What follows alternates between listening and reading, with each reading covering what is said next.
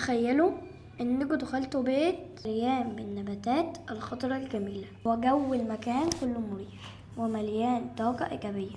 المشهد ده بيدي إحساس بالراحة والهدوء، لكن الحقيقة إن الحفاظ على النباتات مش سهل، وكتير من الناس بيلاقوا صعوبة في العناية بيها بسبب الجفاف أو حتى عدم معرفتهم باحتياجات كل نوع من النباتات.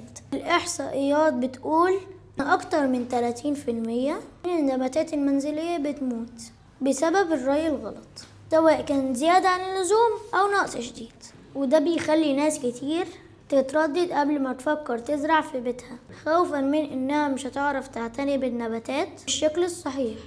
تخيلوا حد بيحب الزراعة لكنه مشغول طول اليوم، مش دايما فاكر يسقي الزرع، أو شخص مبتدئ نفسه يكون عنده حديقة صغيرة لكنه مش عارف يبدأ منين. دي مشاكل حقيقية بتواجه ناس كتير، لكن التكنولوجيا دلوقتي بقت قادرة تحلها.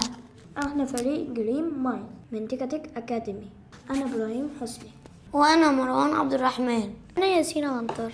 خصيصات زرع ذكية بتساعد أي شخص يعتني بنباتاته بسهولة من غير ما يقلق على الري أو الإضاءة أو حتى صحة النباتات. تخيلوا الصيص بيعتني بالنباتات لوحده، يوصل لها المية اللي محتاجاها، يحدد إذا كانت الإضاءة كفاية، وبيبلغك بأي مشكلة تحصل قبل ما النبات يتأثر. ده مش خيال، ده الحل اللي بنقدمه لكم النهاردة. دلوقتي هشرح لكم الديزاين بتاعنا.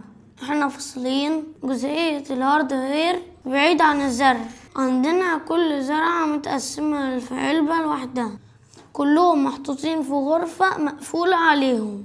جزء من السطح بتاع الغرفة بيتفتح ويتقفل باستخدام جير متركب في السيرف فيه تثبيتات المداخل الخراطيم بتاعة المية والسمات. واخترنا ان التصميم بتاعنا يكون من الاكريليك عشان يكون شفاف عشان يدخل الشمس للنبات، وعندنا بره في خزانات المية والسماد جواها البامب عشان يضخ السماد والمية للنبات، وكده يكون التصميم بتاعنا يخدم احتياجات النبات بشكل ذكي. معكم ياسين من فريق جرين مايندز. المشروع بتاعنا اسمه أجريبوت. أول ما نخش على البرنامج هنلاقي 4 أوبشنات. لما نخش على المحاصيل بنلاقي الطماطم والخس والفراولة. لما تيجي كده نخش على الطماطم، لما نخش على الطماطم بنلاقي أشهر المشاكل اللي بتواجهها وإزاي نحافظ عليها. لما ندوس على السهم اللي فوق ده بنطلع بره. والخس، ما نيجي ندوس على الخس، أهم المشاكل اللي بتواجهها وإزاي نعتني بيها كويس. وندوس برضو على السهم اللي فوق عشان يرجع. الفراولة أشهر المشاكل برضو اللي بتواجهها وإزاي نحافظ عليها. لما ندوس برضو على السهم اللي فوق بنطلع بره. علامة الهوم بترجعنا للصفحة الرئيسية. دلوقتي لما نضغط على التنبيهات هيسألني انت عايز تسقي الزرع بعد كام يوم. هعمل 0. هيفضل يرن. لو عملت يس هيوقف الأغنية. في البرمجة عملنا 3 variables day ومانث وير، وخزنا فيهم الديت دلوقتي والمانث دلوقتي والير دلوقتي. وعملنا لست اسمها ديت خزنا فيها تاريخ النهارده، وطلبنا منه لما يسألنا يخزن الأنصر بتاعي زائد يوم النهارده، ويضيف اليوم الفعل اللي ظهر لليست اسمها ليمندر. بعد كده يحط الفاينل ديت الليست اللي اسمها ليمندر، ولو يوم الفعل هو يوم النهارده البرودكاست ويبعت مسج، ولما استقبل المسج هيعمل صوت ويسألني did you water the plants. الأنصر بتاعتي هتبقى يس. لو انا عملت يس هو هيوقف الصوت، ولو ما عملتش هيفضل مشغل الصوت. وهنا دي القصة بتاعتنا. لماذا تبدو حزينا يا صديقي؟ على الهوم. وهنا لو عندنا مشكلة هنا بيسألني على اسمي ويخزن الإجابة بتاعتي في variables، وبعد كده بيسألني على الإيميل وبيخزن الإجابة في variables، بس على شرط لازم الإيميل يكون فيه علامة @ و.com. وبعد كده بيسألني عن المشكلة بتاعتي ويخزن الإجابة في فاريبل. ودلوقتي هنضغط على سنت، هيقول لنا شكرا ليكم، وبعد كده هندوس على هوم عشان نرجع تاني. أنا دلوقتي هشرح لكم جزء البرمجة الخاص بالهاردوير.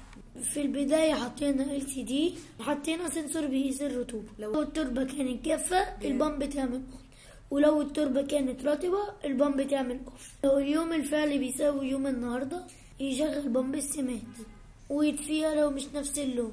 ووصلنا LCD بتعرض بدرجة حرارة الزرع، وبعدها بدأنا نقيس. في مطر يقفل السقف من خلال السيرفر، ولو مفيش مطر اللي هيفتح السقف. شكرا ليكم، كان معاكم ياسين محمود. أنا اسمي نبيل، ودلوقتي هبدأ معاكم الترقبات. أول حاجة في الروبوت بتاعنا السطح بتاعه بيفضل مفتوح عشان الشمس تدخل من النبات، لكن لو في مطر النبات هيتضرر. حطينا لين سنسور في السطح عشان السطح يقفل والدنيا تمطر.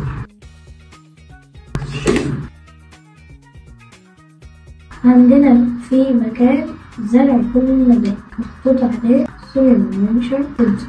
أما كل النبات جاف بيشتغل، لكن لما النبات في مية البامب بتشتغل عشان توصل المية.